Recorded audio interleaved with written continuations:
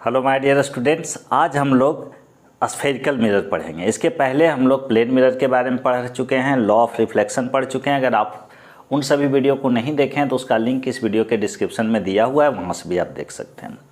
तो ray optics का एक अलग प्लेलिस्ट भी तैयार हो रहा है, प्लेलिस्ट भी आप जाकर सर्च कर सकते हैं मेरे चैनल पर, वहाँ से भी आप पूरा रे ऑप्टिक्स का सीरीज देख सकते हैं। तो आज हम लोग स्फेरिकल मिरर पढ़ेंगे और स्फेरिकल मिरर में देखेंगे कि क्या होता है। इसके कुछ टर्म्स हैं, इंपॉर्टेंट टर्म्स, जैसे focal length, focus, centre of curvature, ये सब को भी डिफाइन करेंगे, कुछ रिलेशन देखेंगे। तो आप वीडियो के अंत तक बने रहिए और समझने का प्रयास कीजिए। बाकी सब लिखाया भी जाएगा, आप कॉपी कलम भी तैयार रखिए, लिख भी सकते हैं।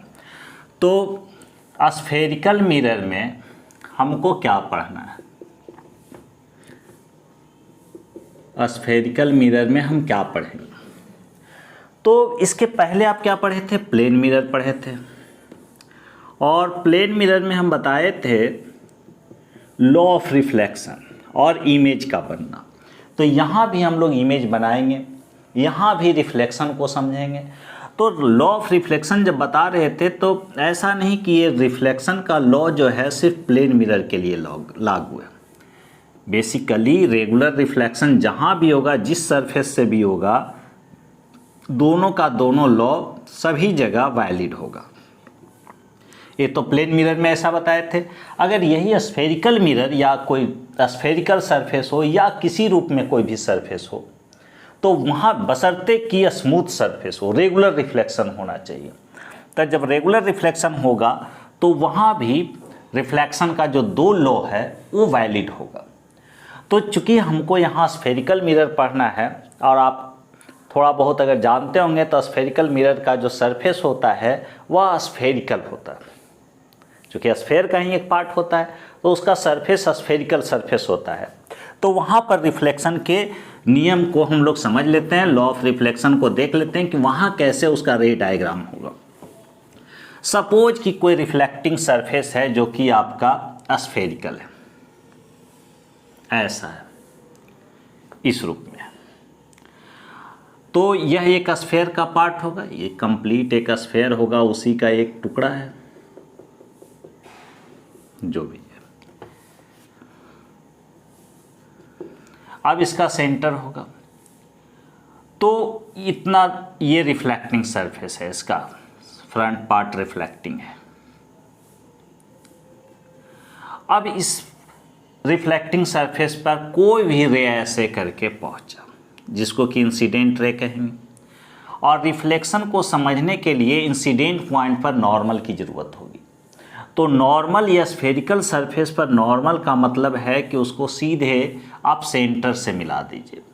चूँकि रेडियस जो होता है स्फेरिकल सरफेस पर आपका परपेंडिकुलर होता है, तो इसको हम लोग सेंटर से मिला दिए।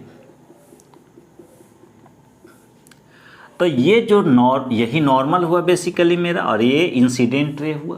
तो नॉर्मल के साथ जो इंसिडेंट रे एंगल बनाता है उसको हम लोग एंगल ऑफ इंसिडेंट बोलते हैं। अब यहीं से रिफ्लेक्शन का लॉ कि angle of incidence is equal to angle of reflection. तो जब इस सरफेस पर इंसिडेंट रे आकर पड़ा होगा, इंसिडेंट हुआ होगा कोई रे, तो यहाँ पर रिफ्लेक्शन होगा। तो रिफ्लेक्शन नियम के तहत क्या है कि incident angle of incidence is equal to angle of reflection. तो ये बेसिकली ऐसा रिफ्लेक्ट होगा, तो इसको हम लोग एंगल ऑफ रिफ्लेक्शन कहेंगे, आर कहेंगे। यहाँ पर incident ray, ray of reflection, normal at incident point, तीनों कोप्लानर होंगे और angle of incidence is equal to angle of reflection होगा। सरफेस जैसा भी हो, रिफ्लेक्शन का लॉ वैलिड होगा, यही हम कहना चाह रहे हैं। अब हम लोग आते हैं स्फेरिकल मिरर में कि आखिर स्फेरिकल मिरर क्या है। तो स्फेरिकल मिरर के बारे में आपको पता है या नहीं पता है तो समझ लीजिए कि कोई एक स्फेयर का यह एक टुकड़ा होता है। स्फेरिकल मिरर जो है एक स्फेयर का क्या होता है, टुकड़ा होता है। और वह स्फेयर जनरली ग्लास का बना हुआ होता है। सपोज कि यह स्फेयर है जो कि ग्लास से बना हुआ है। अब इसको हम लोग गिरा देंगे तो कई भागों में टूट जाएगा। सपोज कि यह शीशे का बल्ब है, ग्लास का बल्ब है, तो इसको जब हम लोग गिराएंगे तो कई टुकड़ों में बढ़ जाएगा। उसी टुकड़ा में से एक टुकड़ा को हम लोग उठाएं और उसके किसी एक सरफेस को या तो अंदर से या फिर बाहर से हम लोग पॉलिश कर दिए, सिल्वर्ड कर दिए। तो अगर अंदर से सिल्वर किए हैं या ब्लैक पॉलिश किए हैं तो यह सरफेस जो होगा वह रिफ्लेक्टिंग होगा, और अगर बाहर से आपने पॉलिश किया है तो यह सरफेस रिफ्लेक्टिंग होगा।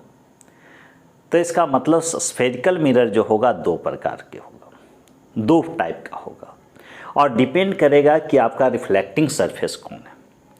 तो बेसिकली स्फेरिकल मिरर एक स्फेयर का ही टुकड़ा होता है या एक स्फेरिकल सरफेस होता है जिसका एक भाग सिल्वर किया हुआ होता है, और इस तरह से स्फेरिकल मिरर को हम लोग दो भागों में बांटते हैं, निर्भर करता है कि उसका रिफ्लेक्टिंग सरफेस कैसा है। तो अगर यह आपका ऐसा एक टुकड़ा है जो कि स्फेयर है, अब इसका हम लोग इसी स्फेयर का एक पार्ट ले लेते हैं ए मेन, बाकी ऐसा हम लोग मान कर चल रहे हैं कि ये कंप्लीट स्फेयर होता तो ऐसा होता, इधर डॉटेड में दिखा दिए। अब ये ए मेन के एक भाग को हमने सिल्वर कर दिया,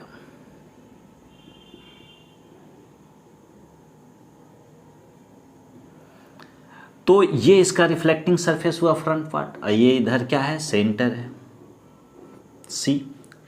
तो यह जो मिरर बना ये मिरर जो कहलाएगा कॉन्वेक्स कहलाएगा। और यही स्फेरिकल मिरर में स्फेयर के टुकड़ा को, या स्फेयर ऐसा होता और इस स्फेयर के टुकड़ा को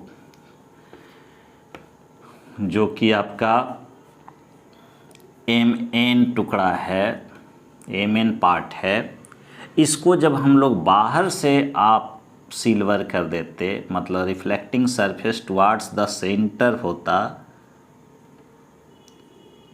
तब यह कनकेव मिरर होता। मतलब अगर रिफ्लेक्टिंग सरफेस का मतलब कि जहाँ से प्रकाश लाइट रिफ्लेक्ट होता है, अगर वह सरफेस टुवार्ड्स द सेंटर है तो कनकेव मिरर, और अवे फ्रॉम सेंटर है, सेंटर के बाहर है, तो वह कॉन्वेक्स मिरर होगा। तो स्फेरिकल मिरर दो प्रकार का, दो टाइप हुआ उसका। तो पहले स्फेरिकल मिरर को हम लोग लिख जाते हैं, उसके बाद डिफाइन कर देते हैं, उसके बाद फिर आगे आप लोग देखिएगा दिख रहा होगा। स्फेरिकल मिरर के बारे में हम लिखे हैं, a spherical mirror is a part of hollow sphere और a spherical surface. A spherical mirror are generally constructed from glass, जैसा कि हम बताए। They are classified as concave और convex according to the reflecting surface, being concave और convex respectively. नीचे figure देख रहे होंगे, एक पहला फिगर जो है कनकेव का है और दूसरा फिगर कॉन्वेक्स का है, और यह एक स्फेयर का ही टुकड़ा है। ए में दोनों तरफ हमने मिरर को दिखाया है, और सी इसका सेंटर है, और पी क्या है, पोल है, जो कि हम आगे चर्चा करेंगे। तो इस तरह से हम लोग स्फेरिकल मिरर को देखें। आगे हम लोग कुछ इंपॉर्टेंट पॉइंट्स देखेंगे कि आखिर स्फेरिकल मिरर में क्या होता है, सेंटर ऑफ कर्वेचर क्या होता है, रेडियस ऑफ कर्वेचर क्या, पोल होता है क्या, फोकस होता है क्या, फोकल लेंथ होता है। तो बारी बारी से हम लोग देखते हैं। सबसे पहला सवाल उठता है कि पोल क्या है। पोल या इसी को वर्टेक्स कहते हैं। तब तक आप समझ चुके होंगे कि स्फेरिकल मिरर जो भी होगा कुछ ही इस प्रकार से होगा, और यह एक स्फेयर का पार्ट होगा, और ये स्फेयर ऐसे कंप्लीट ये स्फेयर होता, मान रहे हैं इस बात को, और ये इसका सेंटर ऑफ कर्वेचर होता, सॉरी इस स्फेयर का सेंटर होता, अभी सेंटर ऑफ कर्वेचर मत समझिए। यह ए मेन आपका क्या है, ए मेन जो है यह स्फेरिकल मिरर है। कैसा मिरर है, तो कॉन्वेक्स है, चूँकि इसका reflecting surface away from the centre है। तो ये जो ए मेन स्फेरिकल मिरर है, इसी का जो ज्योमेट्रिकल सेंटर होगा, ज्यामितीय केंद्र जो बीच पड़ेगा, उसी को हम लोग क्या कहेंगे, पोल कहेंगे। इसको क्या कहेंगे, पोल कहेंगे। और स्फेयर का जो सेंटर है वह स्फेरिकल मिरर के लिए क्या कहलाएगा, सेंटर ऑफ कर्वेचर कहलाएगा, और इसको हम लोग क्या कहेंगे, पोल कहेंगे। और ये जो सी है ये क्या कहलाएगा, सेंटर ऑफ कर्वेचर कहलाएगा। तो और ये जो आपका जिस स्फेयर से ये स्फेरिकल मिरर बना है उसके रेडियस को हम लोग रेडियस ऑफ क्या कहेंगे, कर्वेचर कहेंगे। उसके रेडियस को हम लोग रेडियस ऑफ कर्वेचर कहेंगे।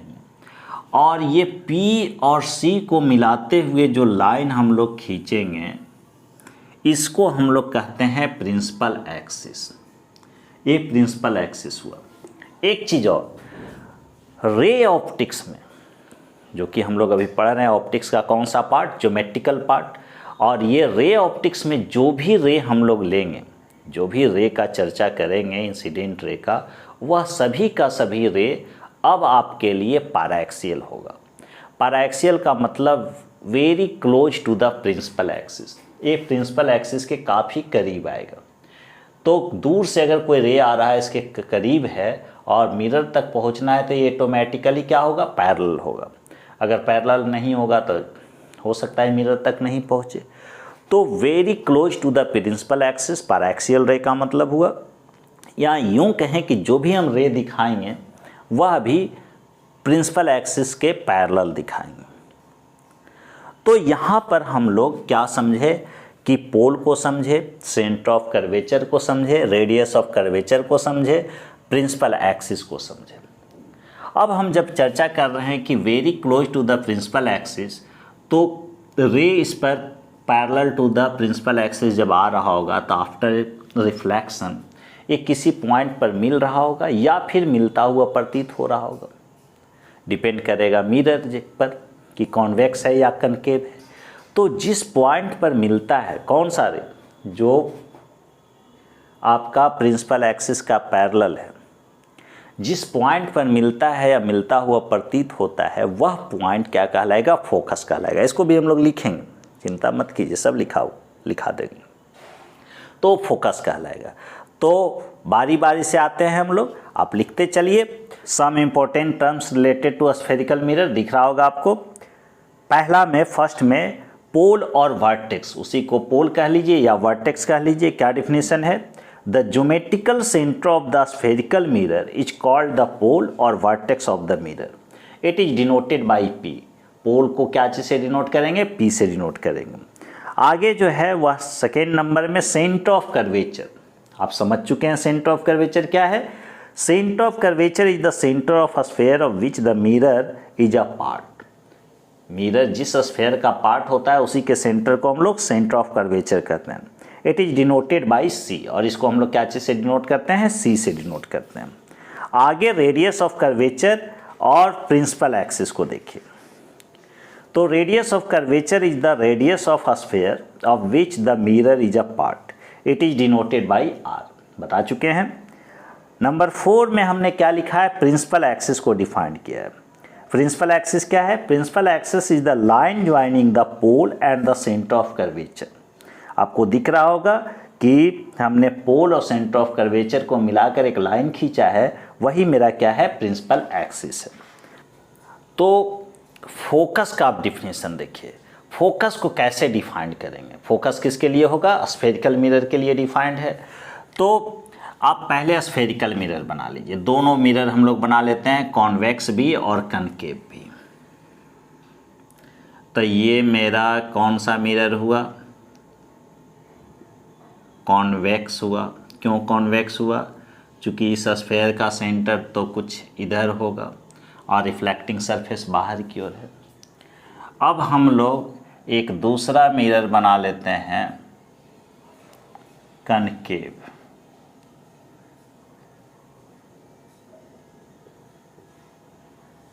एक कनकेव बना लिए, इसका सेंटर ऑफ कर्वेचर कहीं यहाँ पर हुआ। ये AM मिरर है, ये C सेंटर ऑफ कर्वेचर, यहाँ इस मिरर के लिए C है।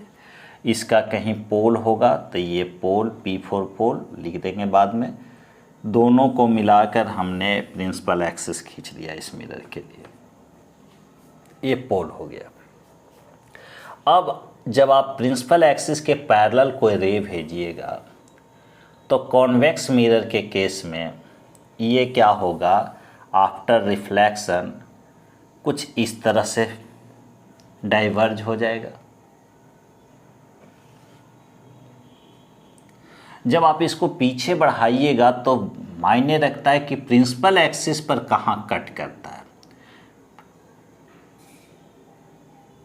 या कट करता हुआ प्रतीत होता है। तो जहाँ यह कट किया प्रिंसिपल एक्सिस पर, वही पॉइंट मेरा क्या है, फोकस है। बशर्ते क्या होना चाहिए, रे जो होना चाहिए parallel to the principal axis होना चाहिए। अब यही बात हम लोग इसमें करेंगे। यह येमेन एक स्फेरिकल मिरर है, तो इसका कहीं ना कहीं पोल होगा, पोल को समझ लिए, और ये इसका है सेंटर ऑफ कर्वेचर। दोनों को मिलाकर हमने एक लाइन खींचा, किसको किसको मिलाकर, जब भी प्रिंसिपल एक्सिस को खींचना होगा तो सेंटर ऑफ कर्वेचर और पोल को मिलाकर लाइन खींचेंगे। ये आपका सेंटर ऑफ कर्वेचर, ये पोल है। अब इसमें प्रिंसिपल एक्सिस के पैरेलल आप रे भेजिए स्फेरिकल मिरर पर। मिरर कैसा है, कनकेव है। तो ये हमने ऐसा एक प्रिंसिपल एक्सिस के पैरेलल रे भेजा, इसमें भी प्रिंसिपल एक्सिस के पैरेलल रे। ये यहाँ पर क्या हो रहा होगा, रिफ्लेक्शन हो रहा होगा, लेकिन यहाँ पर रिफ्लेक्शन के बाद एक डाइवर्ज नहीं होगा बल्कि कन्वर्ज होगा। रिफ्लेक्शन के लॉ को समझिएगा तो यहाँ इंसिडेंट पॉइंट पर आप नॉर्मल खींचिएगा तो ये एंगल ऑफ इंसिडेंट हुआ, तो उतना ही एंगल से बनाते हुए इधर निकलेगा, यहाँ पर उतना ही एंगल बनाते हुए इस टाइप से निकलेगा। ये जिस पॉइंट पर कट कर रहा है यही बेसिकली क्या होगा, फोकस होगा। तो ये कॉन्वेक्स मिरर हो या कॉनकेव मिरर हो, फोकस का डेफिनेशन वही है कि प्रिंसिपल एक्सिस के पैरेलल रे जो चलता है स्फेरिकल मिरर के लिए आफ्टर रिफ्लेक्शन किस पॉइंट पर मिलता है या फिर मिलता हुआ प्रतीत होता है, तो उस पॉइंट को ही हम लोग क्या कहेंगे, फोकस कहेंगे। और इसको हम लोग कैपिटल एफ से डिनोट करेंगे, कैपिटल एफ से। पोल को पी से, सेंटर ऑफ कर्वेचर को सी से, रेडियस ऑफ कर्वेचर को कैपिटल आर से। तो हम लोग फोकस को लिख लेते हैं, डिफाइन कर देते हैं। तो आप लिखिए, दिख रहा होगा फोकस का definition. Focus is a point on the principal axis of a concave mirror, concave mirror लिखा हुआ है, at which a parallel beam after reflection converges मतलब फैल जाना, और it is a point on the principal axis of a convex mirror at which a parallel beam after reflection appear to diverge from that point। जिस point से diverge होते हुए प्रतीत हो रहा है उसी को हम लोग फोकस कहेंगे। किसके लिए, कॉन्वेक्स मिरर के लिए। और कनकेव मिरर के लिए क्या हुआ, जहाँ पर आपका कन्वर्ज हो रहा है, मिल रहा है, वह पॉइंट प्रिंसिपल एक्सिस का वह पॉइंट क्या कहलाएगा, फोकस कहलाएगा। It is denoted by F. दोनों मिरर के लिए हमने फिगर भी बना दिया है अलग से, आप देख सकते हैं। तो आप इसका स्क्रीनशॉट लीजिए। आगे हम लोग फोकल लेंथ और एपरेचर को समझते हैं। अब हम लोग फोकल लेंथ को समझने वाले हैं। फोकल लेंथ का क्या मतलब होता है, तो फोकस पॉइंट को आप देखिए और ये पोल को देखिए। तो फोकस से लेकर पोल के बीच का जो डिस्टेंस होगा, यही डिस्टेंस मेरा फोकल लेंथ कहलाएगा, जिसको स्मॉल एफ से डिनोट करेंगे, स्मॉल एफ से डिनोट करेंगे। यहाँ भी यह फोकस पॉइंट है और यह पोल है, तो ये दोनों के बीच की जो भी दूरी होगी उसी को हम लोग फोकल लेंथ कहेंगे। तो फोकल लेंथ का सिंपल डिफिनेशन हुआ, the distance between focus point and pole is called focal length, और ये दोनों मिरर में होगा। और इसका निकालना आसान है, सिंपल फोकस से पोल की डिस्टेंस देख लेना है। अब एपरेचर को समझिए। तो एपरेचर क्या है, जैसे कि यह आपका स्फेरिकल मिरर है, तो इसके इंड पॉइंट से इन एम और एन को मिला दिए, तो ये जो कहलाएगा इसी को हम लोग एपरेचर कहेंगे। अगर यह कनकेव है तो भी, और कॉन्वेक्स होता ऐसा तो भी इसके इंड पॉइंट को मिला दीजिए, और यही क्या कहलाएगा, एपरेचर कहलाएगा। इसी को हम लोग एपरेचर कहते हैं, एपरेचर कहते हैं। तो एपरेचर का भी डिफिनीशन देख लीजिए, अब फोकल लेंथ का भी डिफिनीशन देख लीजिए, लिखा देते हैं। तो फोकल लेंथ आप देख रहे होंगे 6 नंबर में, focal length is the distance between the pole P and focus F along the principal axis. It is denoted by F. Number 7, aperture. Aperture क्या है? The line joining the end points of a spherical mirror is called the aperture और linear aperture, और इसी को हम लोग linear aperture simple कह सकते हैं। आप फिगर देख रहे होंगे। अब हम लोग चर्चा करते हैं स्फेरिकल मिरर में आखिर इमेज कैसे बनेगा। तो इमेज का डिफिनीशन हम जब प्लेन मिरर बता रहे थे तो इमेज का वही डिफिनीशन है कि आफ्टर रिफ्लेक्शन जिस पॉइंट पर कट करता है उसी पॉइंट को हम लोग इमेज कहते हैं, उसी पॉइंट को हम लोग इमेज कहते हैं। कट करता है या कट करता हुआ प्रतीत होता है। तो यहाँ पर रिफ्लेक्शन किससे होना है? स्फेरिकल मिरर से होना है। तो सपोज कि हम लोग ऐसा यह पहले हम लोग कॉन्वेक्स मिरर लिए, इमेज बनाने के लिए सीखिए, फिर अलग से हम एक वीडियो बनाएंगे जिसमें कि अलग अलग सिचुएशन में इमेज का बनना, लेकिन एक आपका जनरल केस में हम बना रहे हैं। पहला हम लोग लेते हैं कॉन्वेक्स मिरर के लिए। कहीं पर भी ऑब्जेक्ट है, अभी हम कोई स्पेशल केस में नहीं बना रहे हैं, आप इन जनरल बना रहे हैं। ये ऑब्जेक्ट है, अब इस ऑब्जेक्ट से तमाम बहुत सारी प्रकाश किरणें चलेगी और ये स्फेरिकल मिरर पर आकर इंसिडेंट होगी, वहाँ से रिफ्लेक्शन होगा। तो पहला काम क्या है कि 2 रे आप जरूर भेजिएगा। एक तो आप प्रिंसिपल एक्सिस के पैरेलल भेजिएगा जब भी इमेज बनाना हो, तो ये एकदम बेसिक बात है, प्रिंसिपल एक्सिस के पैरेलल भेजे। और यह जो प्रिंसिपल एक्सिस के पैरेलल है, चूँकि कॉन्वेक्स मिरर है तो इसका रिफ्लेक्शन कुछ इस टाइप से होगा, ये फैल जाएगा। पीछे बढ़ाइएगा तो प्रिंसिपल एक्सिस पर इस पॉइंट पर ऐसे कट करेगा। एक रे सीधे आप पोल पर भेजिएगा, तो इस पोल पर जो है यही प्रिंसिपल एक्सिस ही नॉर्मल है, तो ये उतना ही एंगल बनाकर ये इस टाइप से निकल जाएगा। इसको जब आप पीछे बढ़ाइएगा तो यह आपका दिखेगा इमेज। यह अगर ए बी है तो इसको हम लोग ए डैश बी डैश कह सकते हैं। तो यह इमेज हुआ। और ये चूँकि प्रिंसिपल एक्सिस के पैरेलल रे था, आफ्टर रिफ्लेक्शन इधर भागा है, तो यह जो पॉइंट होगा वह बेसिकली क्या होगा? फोकस होगा, फोकस होगा। यही इमेज का फॉर्मेशन हम लोग कॉनकेव मिरर के लिए दिखा देते हैं। तो कॉनकेव मिरर में ऐसा हम लोग मिरर ले लिए, यह कॉनकेव मिरर है MN, यह इसका पोल, ये प्रिंसिपल एक्सिस, एक रे भेजे प्रिंसिपल एक्सिस, सॉरी एक ऑब्जेक्ट हम लोग रखेंगे रिफ्लेक्टिंग सरफेस की ओर रख दिए। अब एक रे, पहला काम प्रिंसिपल एक्सिस के पैरेलल, जो भी प्रिंसिपल एक्सिस के पैरेलल जाएगा आफ्टर रिफ्लेक्शन, इसको हर हाल में कहाँ से निकलना होगा? फोकस से निकलना होगा, F। दूसरा रे हमको कहाँ पर भेजना है? पोल पर भेजना है, पोल पर भेजना है। और यह जो पोल पर रे जाएगा आफ्टर रिफ्लेक्शन, आपका रिफ्लेक्शन के नियम को पालन करते हुए इस टाइप से निकलेगा। तो इसका जो यह इमेज होगा यह हुआ, यह ए बी है तो यह क्या हुआ? ए डैश बी डैश।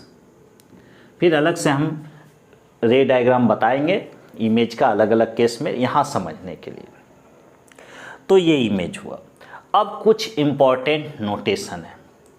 तो यह जो पोल से ऑब्जेक्ट का डिस्टेंस हुआ, इसको ऑब्जेक्ट डिस्टेंस कहेंगे।